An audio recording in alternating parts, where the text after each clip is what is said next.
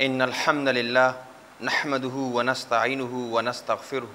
ونؤمن به ونتوكل عليه ونعوذ بالله من شرور أنفسنا ومن سيئات أعمالنا من يهده الله فلا مضل له ومن يضلله فلا هادي له وأشهد أن لا إله إلا الله وحده لا شريك له وأشهد أن محمدا عبده ورسوله. يقول الله عز وجل في كتابه الكريم بعد أن أقول أعوذ بالله من الشيطان الرجيم بسم الله الرحمن الرحيم إن الله يأمركم أن تؤدوا الأمانات إلى أهلها وإذا حكمتم بين الناس أن تحكموا بالعدل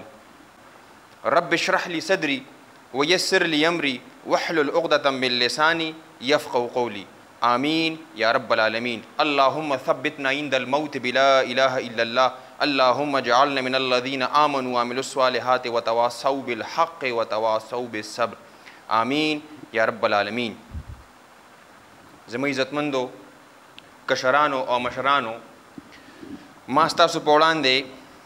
د سورې نساء آیت نمبر 58 تلاوت کو.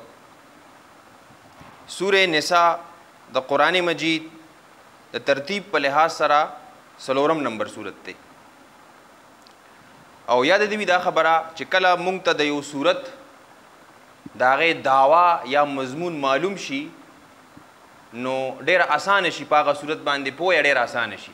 د هغه صورت ټول مضامین ټول آیاتونه د هغه یو دعوې نه غیر چاپېره تاویږي. نو محققین علما کله چې په سورې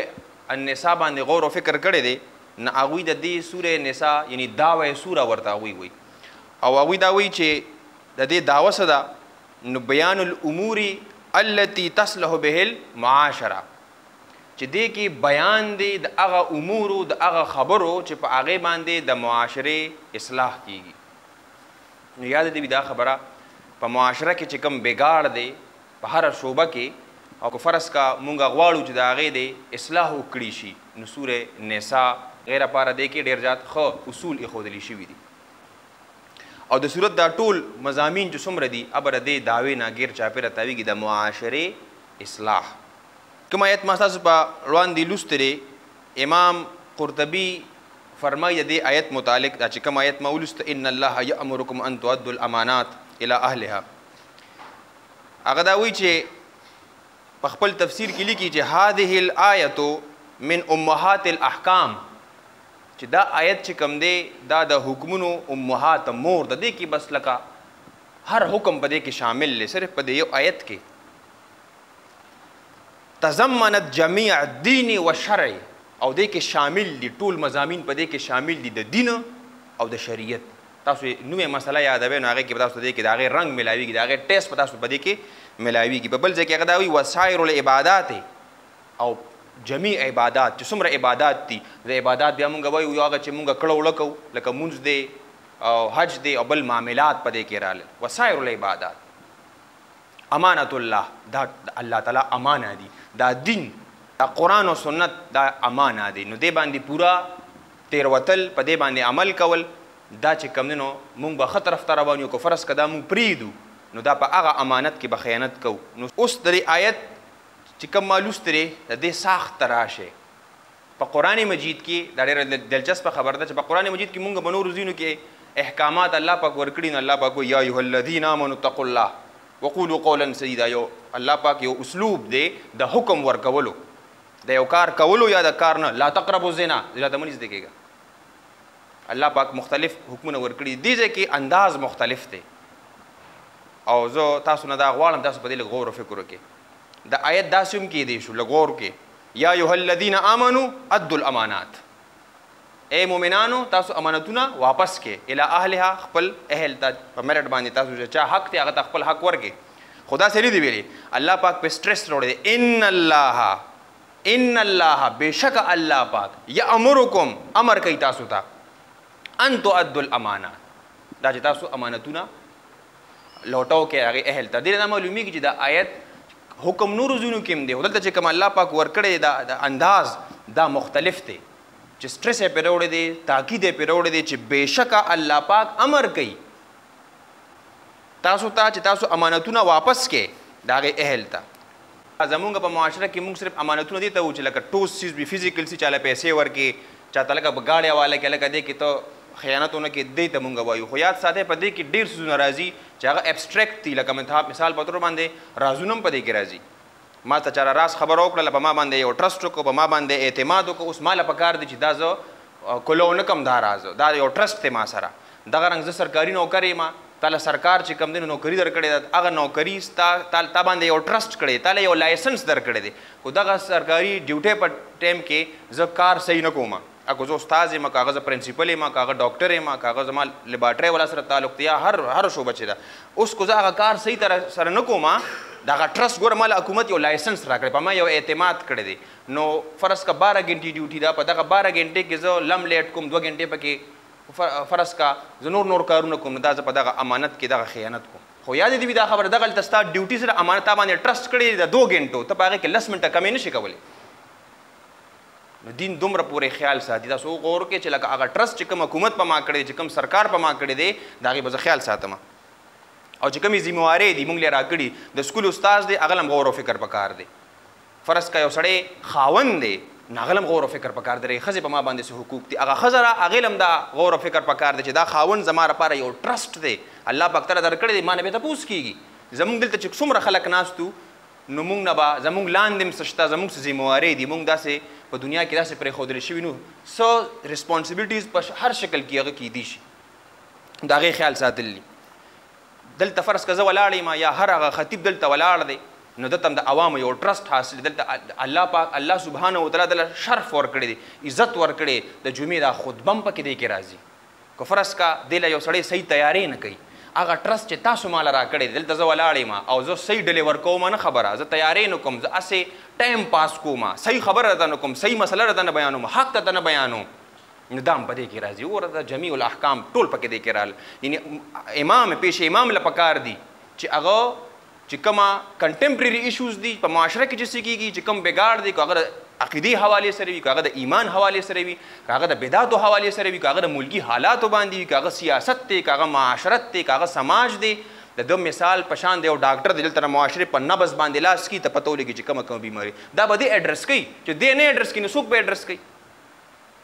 نو د په دې په وجه باندې د پیش امام د خطیب څه ذموارۍ شوې ماله الله پاک عزت راکړی دی ټرسټ یې راباندې عوام هم کړی دی او الله پاک ما په دې منصب باندې ماله دا توفیق یې راکړی نو ماله پکار دی چې سمه خبره وکړم سیده خبره وکړم دا لاندې خلک چې زما نه څومره دي ما نه به تپوس کېږي چې د قیامت په ورځ به الله پاک زما نه دا تپوس کوي حق ته لوټاو کړی و صحیح خبره دې کړې وه دا خو یو امانت و تا سره دا علم تا سره یو امانت و بعضې خلک په علم ښودلو کې منافقت نه کارلی صحیح ټرانسفر نه کوي ډلیورنګ صحیح نه کوي علم خلکو ته صحیح نه ورکوي دا ټول په دې کې راځي تاسو غور کوئ د تشریح نه ختمېږي چې ما نه څوک د مشورې تپوس وکړي لکه مثال په طور باندې مال یو کس راشي لکه فلانکي رشته رالیږلې ده د هغه فلانکي متعلق نو هغه له زه د خپله لور ورکړم که ور نه کړم نو دغه ځای کې اوس فرض که هغه کس ما ته صحیح معلوم دی بالکل صحیح راته معلوم دی نو ماله دا زما ذمواري ده چې فرض که زه ورته صحیح خبر ورکړم د هغه باره کې چې کومه مشوره ورکړه دا مشوره هم ټرسټ ته دی ځای کې دا مشوره دی چې څه شی دی دا ټرسټ اجازه صحیح استعمال کوم چې په دغه مشوره کې زه خیانت ونه کړم که فرض که هغه سړی غلط دی نو ماله ویل پکار دی چې یاره داسې هغه غلطۍ ورته واضحه که ځکه چې د رشتې ورکولو معامله را معمولي خبره نه ده او که فرض که هغه سړی ښه دی نو ماله بد نه دی ویل پکار چې لکه هغه له زه کور وانومه نو دا هم نه دا کول پکار قرآن مجید کې الله سبحانه وتعالی فرمایي من یشفع شفاعة حسنة یکن له نصیب منها ومن یشفع شفاعة سیئة یکن له کفل منها غور وکړئ الله سبحانه وتعالی فرمایي چا چې سفارش پښتو کې زموږ سفارش دوه قسمه دی اول خو درې لفظ شفع په دې باندې ځان پکې شفع وي یو څیز ډبل کول څنګه چې جفت او طاق مونږ وایو که نه شفع کرنا مطلب دا یو څیز ځان سره ډبل کول نو دا سفارش د چا په حق کې خلق کلاول نو دوه قسمه کې دي چې یا جزه چا په باره کې خلق کلاومه سفارش کومه نو یا به ښه وي یا به بد وي که نه حسنه او سیئه نو دې مثال چې کله خلک ورکوي محققین علما چې کله ورکوي مثال په طور باندې فرض که چې تر نوکرۍ سفارش وي اوس یو اهل نه دی مجیب بھائی ما راشي لکه د کمپیوټر اوس زما مجیب بھائی سره ښه تعلق دی او دې ما ته وچې لکه په کمپنۍ کې مې کمپیوټر اپریټر په کار دی نو څوک راله داسې وګوره که نه زما یو ملګري به وي او زه درته وایم چې لکه به اوس هغه ټک په کمپیوټر نه پوهېږي ګوره د دې کې زه خلق کلاوم غلطه خلق کلاوم غلط سفارش کومه ځان سره یعنې خپل کریډیبلټي زما خو مجيب به احترام کې زه ته چې لکه ما سره د تعلق ته کنه بس د شپه چې فیاض د ځان سره سنبال کا بالکل دا کمپنی را پاره ډیر خسړې دی ودا سړې نه دی دا بالکل ته واخله اوس د ما سره لګو ما شفع وکړه د میزان سره د خپل کریډیبিলিټي په بنیاد باندې ځان سره مې ملو کو چې د چې لګه بالکل د شپه چې لګه فیاض د په دغه کې واغشت او نو غلط سفارش مې وکړه نو دلته فرض کا کمپیوټر معاملې کې دلته اوس ګړبړ دی پیدا کوي نو زم په دغه جرم کې برابر شریک یم دا یاد ساتي دا معمولی خبرې نه دي د قیامت په ورځ به داسې کارونه موږ باندې ورته پلان کې ما دا خبره کړو د پلان کې سفارش مې کړو تاسو کې چلو غلط سفارش مې کړی بعضی صحیح سفارش وي میرټ باندې وي داسې هم کې دي چې فرض کړئ یو ډاکټر دی او هغه ډاکټر سفارش ما په غلطه طریقې سره وکړو زه یو ځای کې زما لکه دا بالکل صحیح ډاکټر دی د اپریشن چل مرزي د پرسکرپشن هم صحیح لیکلی شي او هغه راشي هغه ډپارټمنټ ته او هغه بیا چې کوم دی فرض کړه داغه د لاسه یو مریض په تکلیف کې داغه د لاسه مریض وفات شو نو دغه کې زم په برابر شریک یم مکه ما غلطه خلق ولا وکړه داغه په حق کې چې ما دا وی دا ډېر صحیح ډاکټر دی اوس چې هغه څومره ګناهونه کوي زه پکې شریک یم اکاونټ دی کولو دی موږ د صدقه جاریه خبرې کوو د نیک اعمالو یاد ساتئ دا یو غلط فهمي ده مسلمانان دا ډېرې خبرې کوي هلکه صدقه جاریه ده دا پول جوړ کا او دا فلان کې کار وکړه ډېر ښه خبره کوي یا مطلب صدقه جاریه ده هلکه چا په حق کې خلق وکړو سفارش وکړه دا سړی خو د کار اهل دی بالکل صحیح خبره ده صدقه جاریه ده د مرګ نه پس مو د ثواب ملوي ځکه چې کریډټ پکې نه لري خو تاسو د بل طرف ته نه ګورئ دغه سره به څه کېږي چې فرض کا زه وفات هم شم یو غلط سړی ما تاسو له مقرر کړ د هغه په حق کې زه سفارش وکړم هغه چې کوم ظلمونه کوي هغه د کونډو د رونډو د یتیمانانو د مسکینانو حق خوري او ما لګولی دی ما وی ډېر ښه سړی دی په یو کمپنۍ کې مې لګولی دی یا یو پوسټ باندې مې لګولی دی د هغې ګناه هغه هم کریډټ کولو دی کریډټ خو رده دی ده ولا سفارش کړی دی دا به کېږي زموږ خلک دا د معمولي خبره ښکاري زه اکثر دا وایم ملګرو ته چې ټول دین دا دی ګورئ یاد ساتئ ټول دین هغه دا دې ته خلک سپک ګوري او بیا د آیت د اخیر ته لږ راشه الله پاک وایي یکن له نصیب منها د چې کوم سفارش کړی دی صحیح سفارش یې کړی دی مزیدار سفارش یې کړی دی نو الله پاک وایي د ده لپاره نصیب دی او چا چې بد سفارش کړی دی شفاعتا سیئه هغه له دی کفل منها اوس کفل او نصیب یاد ساتئ نصیب چې کوم دی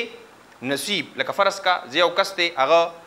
د دې غور کې ما یو ښه سفارش وکړ یا چاله په انعام په تور باندې لکه عبدالسلام له به زه لکه کو دا فلان کې امتحان دی پاس کړه که نه دلته زه دا وایم نو بس تا له به زه انعام در کوم برخه به در کوم ستا ما سره برخه ده دې ما راشي د ما 100 روپۍ یادې کړي دي او دې راشي او زه وله دومره خوشحاله یم لکه دا 200 واله دا نصیب دی لکه ضروري نه چې دا ایکوالټي وي ایکس از ایکول ټو دا ما 100 روپۍ یادې کړي یم 100 به ورکوم ضروري نه ده زیات به ورکوم یعنی مطلب دا دی چې زه به خوشحاله یم ډېر نو الله به نو دغه کس نه دومره خوشحاله وي چې ضروري نه نصیب دې ته و چې د هغې نه ورسیوام شي د پاسه پې شي لکه د ښه سفارش کړی دی په یو ځای کې هلکه دا فلانکي امام تاسو د فلانکي مولا پسې روان شئ د فلانکي امام تاسو کوم دی نو د خبره ومنئ یا دا فلانکي استاذ ډېر ښه سړی دی ښه سفارش مې وکړو نو اوس کو فرض کا دغه کار وشو که نه نو الله پاک وایي د قیامت په ورځ بدله زه کوم نصیب د هغې ایکول نه وي دوګنا وي ډبل وي زیات هم کیدی شي 100 روپۍ به نه 200 هم کیدی شي 300 هم کیدی شي کم به نه وي او چې چا سیئه غلط سفارش کړی نو کفل منها کف پی دلته کفل دا و برابر وي ایکس از ایکول ټو واي وي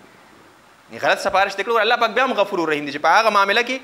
کې الله پاک دومره خوشاله شو چې تا یو ښه سفارش کړی دی نو د هغې په بدله کې تعالی ډبل ټریپل دله درکوي او دلته څه معامله ده دلته د هغې برابر دی نو موږ له پکار دی چې په زندګۍ کې موږ د چا متعلق خلق ولاو سفارش کوو نو چې هغه موږ صحیح سفارش کوو غلط نه کوو چې داسې هم کوئ زموږ په معاشره کې چې فرض که زما یو عالم سره اختلاف دی غوږ کېږدئ ښه سفارش او مجیب به یې ماله راشي چې هلکه د فلانکې مسله کې د دې فلانکې مسلې حل سره ما دې څه فقهي تپوس کړي یا رانه په قرآن کې څه تپوس کړي مال هغه نه راځي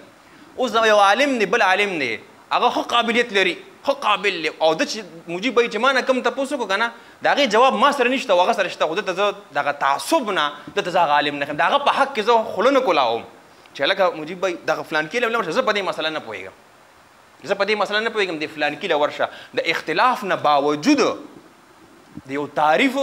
یو قابلیت په چا کې د هغې تعریف کول د هغې ستاینه کول دا اصل دین دی ګورې زموږ په معاشره کې داسې نه کېږي نه مې لګي ورسره نه دې ته به زه هسې اخوا دېخوا به ورته کوم چې دا مسله داسې زه پرې پوهېږم نه او چې کوم ایکسپرټ دی په دغه په فقه کې ایکسپرټ دی په اصول حدیث کې ایکسپرټ دی په اصول تفسیر کې ایکسپرټ دی زه دلته هغه نه ښیم دا رنګ په ډاکټرۍ په پیشه کې دا صرف په دین کې نه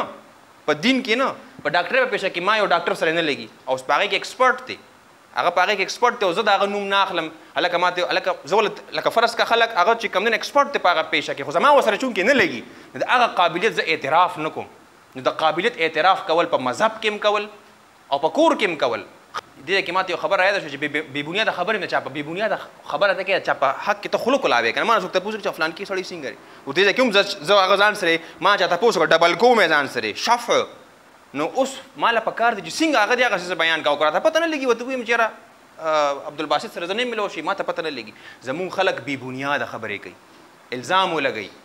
بې بنیاده خبرو کې فلان کې خدا چلو شو فلان کې خدا چلو شو د هغې هېڅ چې کوم دی نو دلیل نه وي او مفتي تقي عثماني صاحب یو ډېره ښکلې خبره کړې ده زه یم چې تاسو کې هر کس په دې خپل زړه باندې ده ولیکئ هغه دا وایي په خپلو لیکچور کې دا خبره هغه ډېره کړې چې تاسو د یو سړي متعلق د یو فرد متعلق څه لیکل کوئ یا خوله کولاوئ چې دا فلان کې سړی داسې داسې کو هغه خبره چې ته کوم لیکي یا هغه خبره چې کوم دی وې هغه ته د الله تعالی په عدالت کې ثابتولی شي نو ویم لیکه او ویم وایه خو که فرض که نه شي ثابتولی نو بیا خپل قلم ودروه او خپله خوله ودروه چا باره کې مونږ بې بنیاده خبرې کوو عالمان لګیا دي د یو فرقې عالم هر لیمټ چې کوم دی نو کراس کړي دا فلان کې دا خو د امریکې ایجنټان دي تا سره ثبوت شته هلکه فلان کې خو منکرین حدیث دی تا سره ثبوت شته په کوم ځای کې هغه حدیث نه هلکه فلان کې خو چې کوم دی نو خدای نه مني تا سره څه ثبوت دی دومره بې بنیاده خبرې چې د هغې څه حد نه دی معلوم دا فلان کې دا نه مني فلان کې دا ګورې انټرټینمنټ شروع دی انډسټري د جوړه شوې ده دا زمونږ بدقسمتي ده دا د یهودو او د بني اسرائیلو هغه خصلت په مونږ کې راغلی دی مونږ ویریفیکیشن نه کوو فتبینو تحقیق وکړئ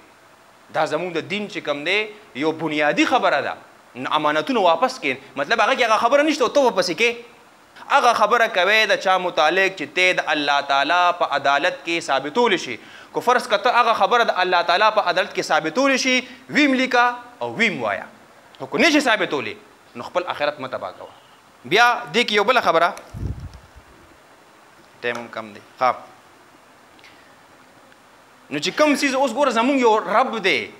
مونږ یې پیدا کړي و الله سبحانه وتعالی نو څنګه داسې ته مه ووایي که نه د هر چا یو ریسپانسبلیټي ده د هغه ریسپانسبلیټي هغه له به ورکوو د هغې نه تجاوز به مونږ نه کوو نو بعضې وخت کې ګوره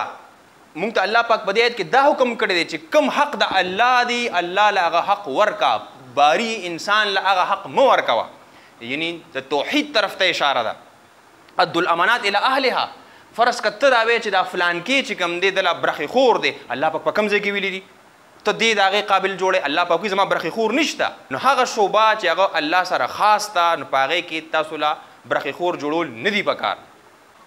قل هو الله احد الله الصمد نو صمد داسې یو ذات دی چې هغه چاته اجت د هغه نشته د صمد امام فخرالدین رازي په خپل تفسیر کې لیکي الصمد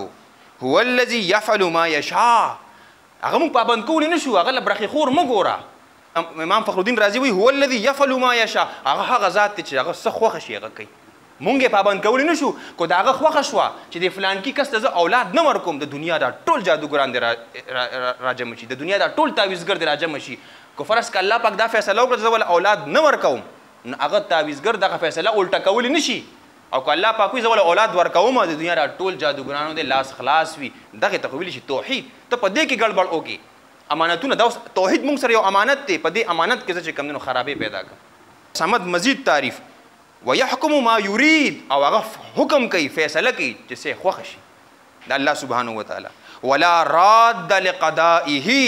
او څوک شته داسې نر څوک شته په دې ځمکه داسې جبرائیل علیه السلام نه راوله تر یو تور میږي پورې د نبی کریم صلی الله علیه وسلم نه راوله تر د تور میږي پورې داسې څوک شته په مخلوق کې چې د هغه ولا راد لقضائه هغه چې کومه قضا وکړله هغه چې کومه فیصله وکړله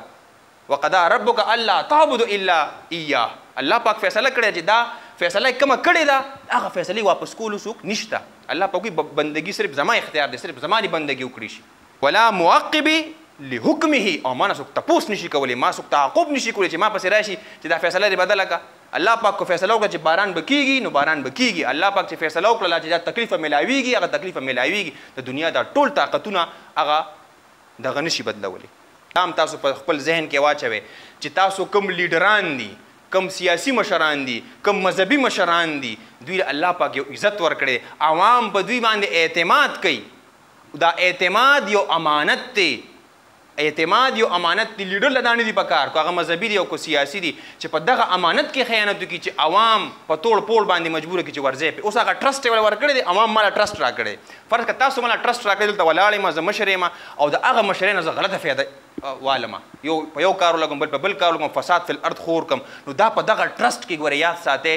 دا خیانت دی. مال نه دی پکار چې زه خپل فالوورز په دې باندې مجبور کړم چې ورشه لکه تاسو ریډیو پاکستان اوسئ او تاسو چې کوم دي سرکاري املاکو ته نقصان ورسوي، تاسو امبولانس اوسئ، دا خیانت دی. دی بله خبره دا ده چې عوامو هم دا پکار دی. کوم مذهبي مشر دی، یاد ساتئ دا خبره ډېره سخته خبره ده، خو کومه ده، کوم مذهبي مشر دی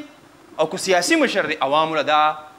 په ذهن کې دا خبره انسټال کول پکار دی، په زړه باندې دا خبره اولی کې چې تاسو چې کوم ته مشر وایي هغه پیغمبر نه دی، هغه انسان دی، غلطي دې کیدی شي. امام مالک علیه رحمه د نبی کریم صلی الله علیه وسلم قبر مبارک ته اشاره وکړه، په دې کې چې کوم مدفون کوم سړی دی یعنی رسول الله صلی الله علیه وسلم، صرف دې سړي سره اختلاف نشي کېدی، باقي د دنیا هر انسان سره اختلاف کېدی شي.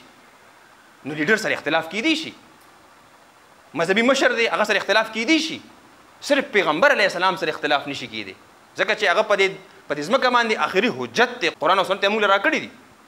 دا یو څو خبرې وي چې لکه لیډر ته تاسو د پیغمبر په نظر مه ګورئ، زموږ خلکو هلته پیغمبر درجه ورکړي، دنه غلطي کېدی نه شي، دومره تقدیس ولا ورکړي، دومره اسمان ته وخیږي. انسان دی، قدر عزت دغه سپکاوي موږ نه کوو، عزت به کې قدر به کې، خو لکه دواړو له پکار دی هغه محبت هم یو ټرست دی، چې په محبت کې داسې لرې لاړ شم چې زه توړ پوړ وکړم او زه چې کوم دی نورو خلکو زندګۍ په خطره کې واچوم، دا هم غلطه ده. دین به موږ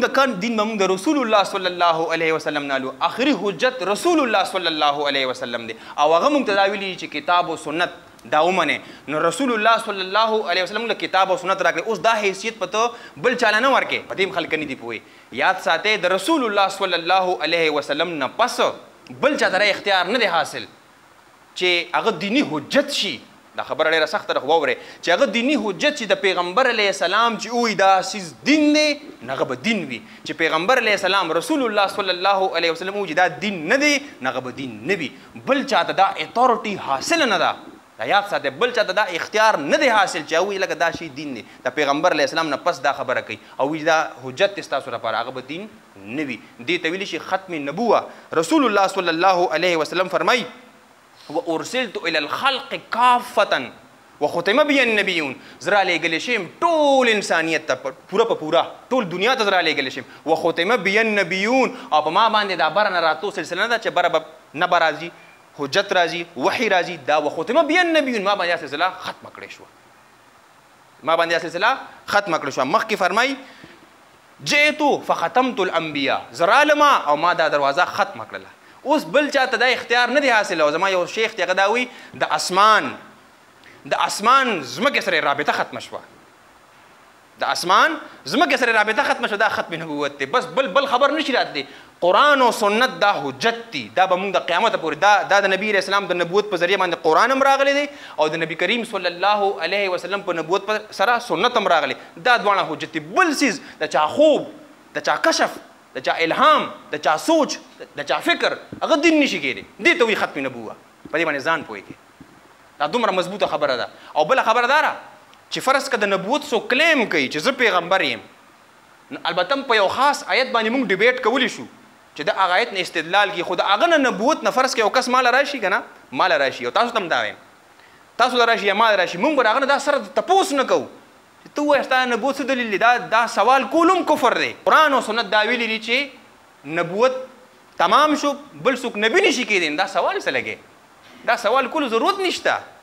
دا سوال ابس دی چې تا نه تپوس وکړم چې هلکه ستا د نبوت څه دلیل دی. نه، البته چې کوم آیت نه هغې استدلال کړي د هغې غلطي واضح کولی شم، خو زما دا پوخ ایمان دی، د ده نه څه تپوس کومه، دا خو دې په غلطه، دا خو دې په کفر باندې مبتلا دی. د هغه نه به تپوس هم قدرې نه کوو چې هلکه زه په شش و پنج کې راشم، هلکه ستا د نبوت مطلب دا چې زه په شک کې یم، سوال نه پیدا کېږي او زما ملګري سوال نه پیدا کېږي چې په شک کې وي. هغوی ایمان په ختم نبوت باندې، په خاتم النبیین باندې دی. دا خبره چې تاسو په ذهن کې وي. د دې آیت خبرې خو کې آخري خبر راځم، د آیت فواصل ورته موږ په قرآنیک ساینسز کې په علوم القرآن کې هغه تاسو له راشي اخره کې الله پاک وایي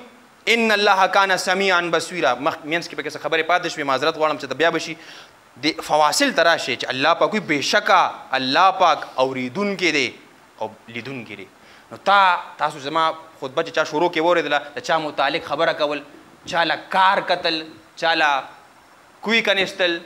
څوک خرابول، څوک راغورځول په غلطه طریقې سره. نه الله پاک وایي ته دا مه وایه چې په فلانکي ځای کې مې شر جوړ کړو، په فلانکي ځای کې مې پروپیګنډا وله، په فلانکي ځای کې مې اور بل کړو، بیا رالم. الله پاک وایي اورېدونکي یم. تا چې کوم هغه خبره کړې وه که نه، هغه ستر پسر دی کول، چاله دې کار کته، الله پاک وایي زه سمیع یم، ما دا خبره اورېدلې ده، ما دا خبره بالکل اورېدلې ده. داسې مو زما نه پکړ نه ته بهر نه او بصویر مې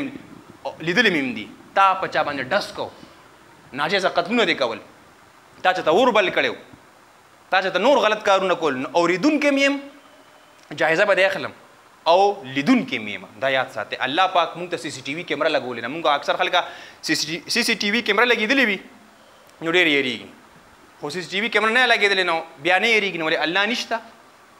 الله پاک خو شته که نه، الله سبحانه وتعالی خو په هر ځای کې دی. نو په کار ده چې موږ د هغه نه تقوا اختیار کړو، د هغه د فرمانبردارۍ چې کوم دی نو لحاظ وکړو. نو الله تعالی نه دعا ده چې په دې آیاتونو باندې موږ عمل وکړو. الله تعالی نه دعا ده چې په دې وطن کې امن راشي، او د الله تعالی نه دعا ده چې ستاسو په زړونو کې د رسول الله صلی الله علیه وسلم مینه پیدا شي، او د الله تعالی نه دعا ده چې ستاسو په زړونو کې د قرآن قدر پیدا شي، او الله تعالی موږ توفیق راکړي چې دا قرآن موږ زده کړو په خپله ژبه کې، مورنۍ ژبه کې، او نور ته هم دا پیغام ورسو. بارك الله لي ولكم في القرآن الحكيم ونفعني وإياكم بالآيات وذكر الحكيم. آمين يا رب العالمين.